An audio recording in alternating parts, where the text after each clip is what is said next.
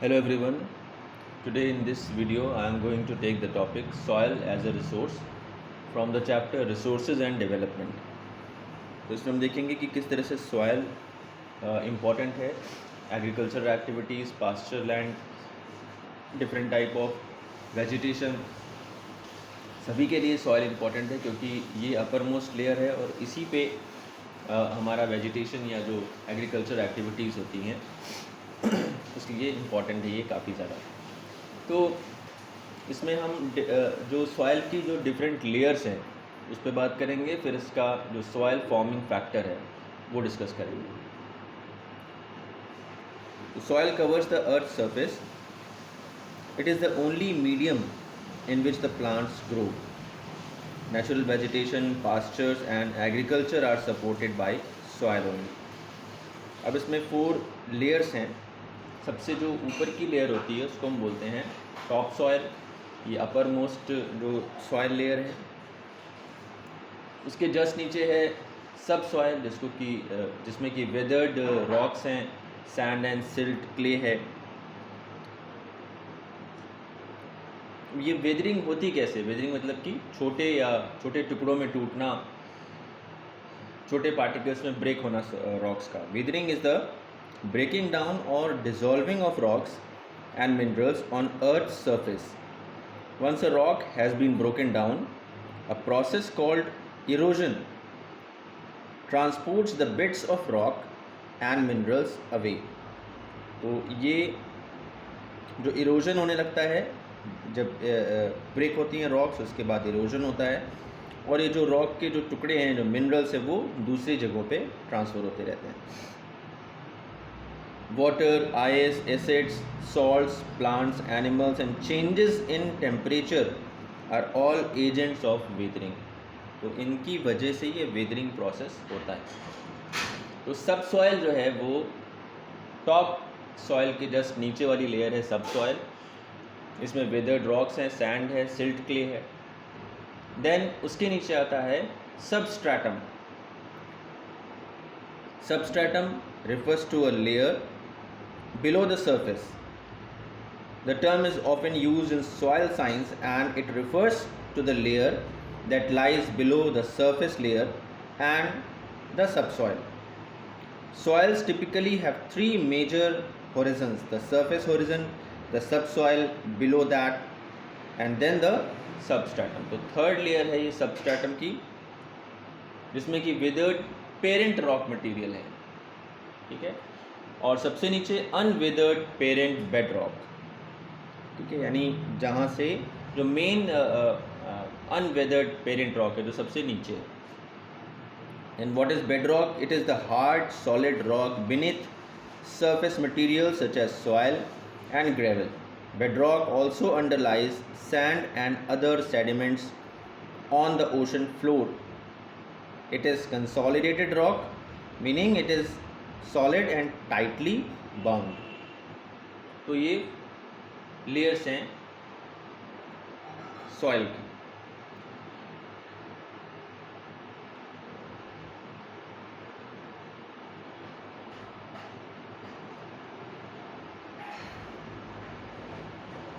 ना अब हम बात करें सॉयल फॉर्मिंग फैक्टर की, तो इसमें रिलीफ, लैंड फॉर्म, ड्रेनेज, यानी किस तरीके का रिलीफ फीचर है, कहाँ पे प्लेट्यूज हैं, कहाँ पे माउंटेन है, किस तरीके का वाटर फ्लो उस जगह पे हो रहा है, ड्राई एरिया है या फिर बहुत ज़्यादा रेनफॉल का एरिया है. तो डिफरेंट इसमें सॉयल फॉर्मिंग फैक्टर्स हैं: relief, land form, drainage, bedrock, climate, vegetation, किस तरीके का वेजिटेशन वहाँ पे है, कौन से पेड़ वहाँ पे लगाए जा रहे हैं, किस तरीके की क्रॉप ली जा रही है. तो ये सारी चीज़ें डिपेंड करती हैं micro organism and time. Micro organism जो कि सॉइल में बहुत छोटे छोटे ऑर्गेनिजम्स होते हैं जो कि एक अच्छा रोल प्ले करते हैं, सॉइल के उसको न्यूट्रिएंट्स प्रोवाइड करते हैं और हर तरीके से जो कल्टीवेशन है उसके लिए अच्छे होते हैं. तो सॉइल फॉर्मिंग फैक्टर्स में रिलीफ, लैंड फॉर्म, ड्रेनेज यानी जो वाटर का फ्लो है, एंड टाइम, एंड बेडरॉक, जो मेन बेडरॉक है, सबसे नीचे जो मेन रॉक है वो कैसी है और उसका जो डिके का जो प्रोसेस है या जो विदरिंग प्रोसेस है वो कहाँ पे फास्ट है, कहाँ पे स्लो है, टेम्परेचर उस जगह पे कैसा है, तो इन चीज़ों पे सब डिपेंड करती है। अदर फैक्टर्स पे हम देखें तो रिवर्स, विंड, सी वेव्स, ये भी इरोजन के लिए रिस्पॉन्सिबल हैं। इनको हम नेचुरल एजेंसीज भी कहते हैं। Rivers, wind, sea waves are also responsible for soil formation. They form young and transported soils free from horizon.